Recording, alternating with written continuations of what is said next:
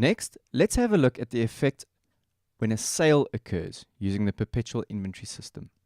Firstly, let's have a look at cash sales.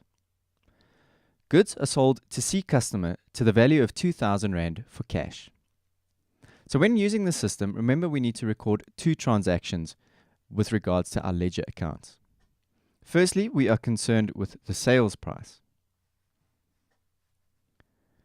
Remember, sales is an income, and income increases on the credit side. So on the credit side of our ledger and the sales account, we will then credit the account with 2,000 Rand. The contra account in this case will be bank, seeing as this is cash coming into the business and into our bank account. Bank increases on the debit side with 2,000 Rand. Secondly, we are concerned with the cost price of the item. So let's, for the time being, assume that the cost price involved in this case was 1,000 Rand. So firstly, we need to decrease our inventory. Inventory is an asset, and assets will decrease on the credit side. So we will credit our inventory account at cost price on the credit side. Then secondly, we need to record the expense incurred in selling this item, which will be our cost of sales account.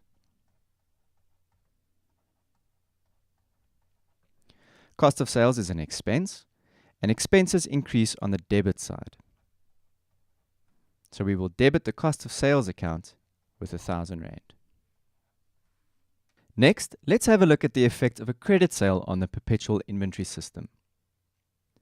Goods to the value of 10,000 Rand are sold to D debtor on credit. This transaction will be recorded in the sales journal. So again, firstly, we are concerned with the sales price. So this will be recorded in the sales account. Sales increase on the credit side, and the selling price was 10,000 Rand. In this case, there was no cash flowing into our bank account, but rather an increase in debtors, as somebody owes us money. So the contra ledger account in this case will then be debtors. Debtors is also an asset, and assets increase on the debit side.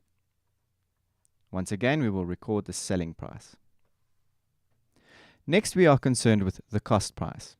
So in this example, let's assume that the cost price of the goods sold was 5,000 Rand. So firstly, we need to decrease our inventory.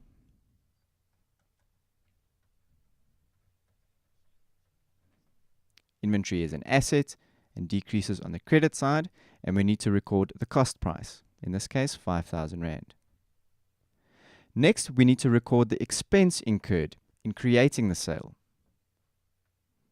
So in this case, we are dealing with the cost of sales account once again. Let's abbreviate that to COS. This is an expense account, and expenses increase on the debit side.